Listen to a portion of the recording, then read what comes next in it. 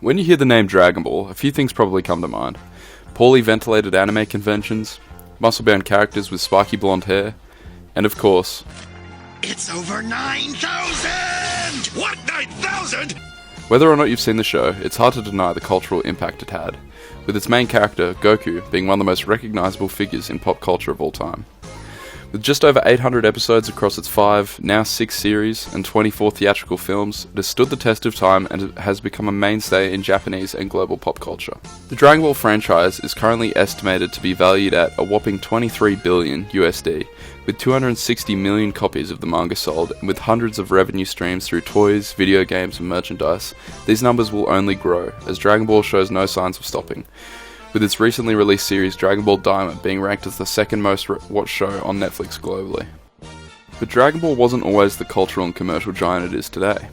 The story of Dragon Ball began with a manga author and illustrator, or a mangaka, named Akira Toriyama in 1984. Toriyama had just finished a 5-year run working on a manga called Dr. Slump. While successful, Toriyama didn't expect the series to last more than 6 months, and its self-contained weekly comedy format demanded frequent last-minute changes and rushed chapters to meet deadlines. In his own words, Toriyama described Dr. Slump as having an American West Coast feel to its art, and much of its comedy and writing was inspired by Western influences such as the character Superman and numerous Star Wars-inspired designs. Creatively exhausted after Dr. Slump, Toriyama began looking for more personal inspiration for his next manga, stories and media that held deep cultural connections to his country.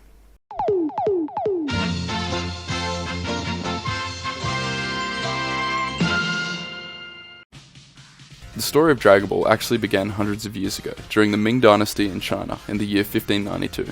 A collection of fantastical folk stories loosely based on a Chinese Buddhist monk's pilgrimage to India in the year 700 AD had been compiled into a single epic story by Wu Shengyan, a Chinese poet, author, and politician.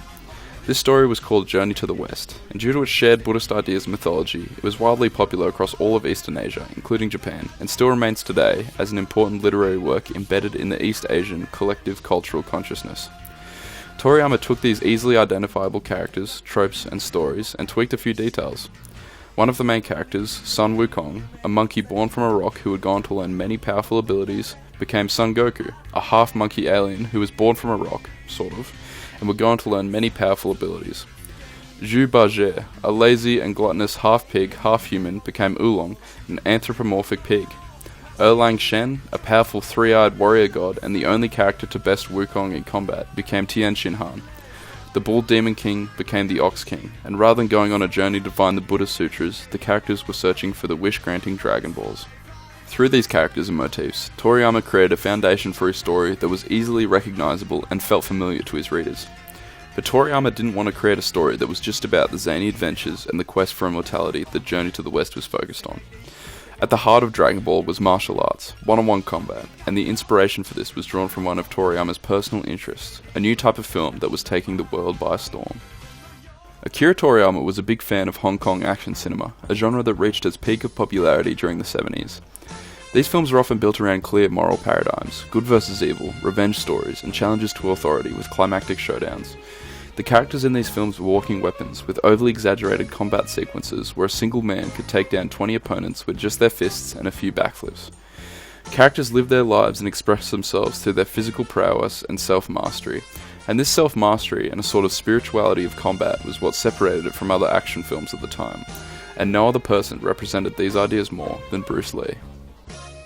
While Hong Kong action movies have been around in some form since the 1930s with wuxia films and other evolutions of the genre, Bruce Lee's appearance in The Big Boss, Enter the Dragon and other classics was what took Hong Kong action films beyond their local success in China and other East Asian countries to the international stage. Lee's philosophy and passion for martial arts, self-improvement and overcoming one's limitations served as a massive source of inspiration for Toriyama and informed much of the core ideas behind Dragon Ball and the design of the characters. The success of Hong Kong martial arts films on an international level meant that audiences in the West and much of the rest of the world were acclimated to new types of heroes and stories, where the rugged individualism and cowboy archetypes of 70s and 80s Hollywood were met with the discipline and self-mastery of Bruce Lee's films. American author and NHK correspondent Patrick Macias ascribes much of Bruce Lee's success in the film industry to bringing the warrior spirit of old into the present day, and the ideas presented in Lee's films laid much of the groundwork for Dragon Ball to be successful in the West years before the series was even thought of. With these two major sources of inspiration, Toriyama set to work, and the Dragon Ball manga was an overnight hit in Japan. It debuted on November 20th, 1984 in the famously popular Shonen Jump weekly magazine, and it was very successful, averaging 6.53 million copies sold a week at the time of release. Due to the series' success, it was adapted into an anime in 1986. However, the original Dragon Ball series was practically unheard of in the West, as its slice-of-life style was more focused on comedic adventures and the day-to-day problems of the characters. While martial arts was still a big focus of the show, it was a far cry from the gritty action series it would become, and the journey of the West inspiration was heavy at this time, possibly alienating Western viewers who didn't have the cultural context for the story. This leads me to one of the biggest influences on the direction of Dragon Ball. Unlike the standard practice of the manga industry, Toriyama had no set plan or direction for Dragon Ball, and simply did what he thought was interesting at the time, and what fans wanted more of. This unrestricted creative freedom allowed by this gave Toriyama new opportunities for storytelling as the world of Dragon Ball expanded with every issue. The creative freedom was also reflected in his art style. As characters grew and became stronger and the story became more serious, the rounded chibi designs gave way to angular character designs that had more physicality and presence on paper and screen. With a new direction and new tone for the series came a new name, Dragon Ball Z. It was released on the 26th of April 1989 and was even more of a hit than the original series. In fact, it was one of the main reasons manga circulation was at its highest ever during the late 80s to mid-90s. It was unlike anything people had seen before, and while it was still yet to find its audience in the West, Western TV companies were looking overseas for animated kids series with cheap licensing.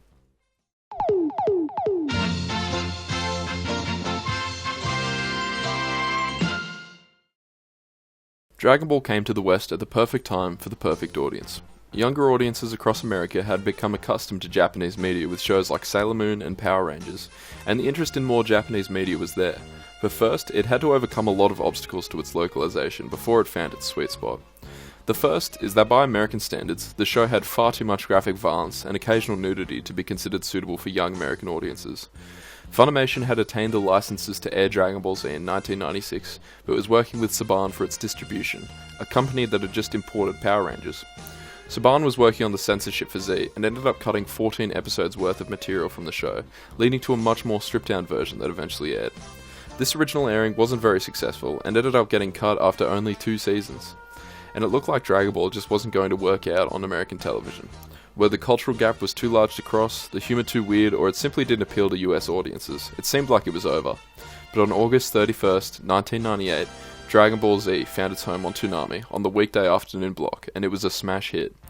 TV companies in other Western countries followed suit, and soon Dragon Ball was on TV in Australia, Canada, South America, the UK, and pretty much everywhere that had TV.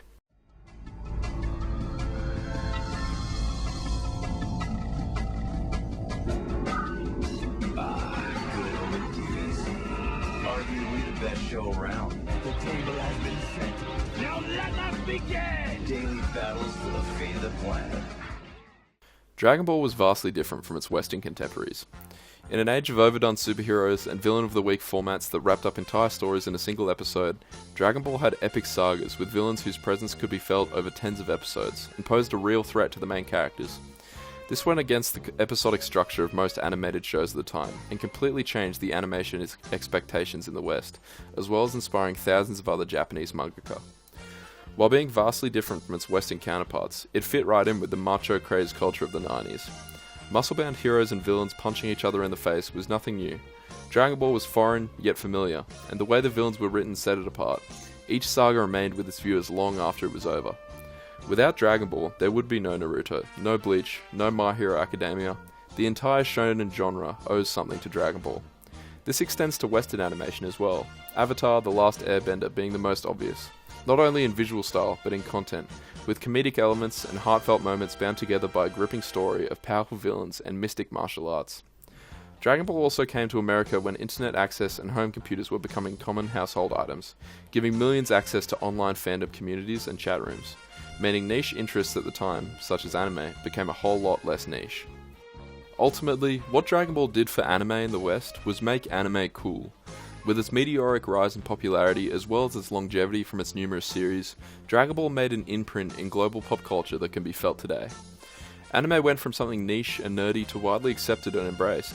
It's because of Dragon Ball that manga and anime can be found in any Western bookstore, streaming service, and physical media store. Inspiration and references to it are found in all types of media, and it set the standard for so many shonen anime to come. Akira Toriyama was elevated to a pop culture god, and his unexpected death in 2024 was met with a global outcry. Across the world, thousands of Dragon Ball fans gathered to mourn him and showed just how much of an impact his series had on so many people's lives. Man, losing one of the greatest manga creators of all time really sucks. But Akira Toriyama's monumental influence on the medium will live on forever. Back in '98, Dragon Ball Z put Toonami on the map. And the Dragon Ball franchise has been our rock ever since. So tonight, with heavy hearts, we're paying tribute to Toriyama-san. With the first 8 episodes of DBZ Kai from 2 to 6 a.m.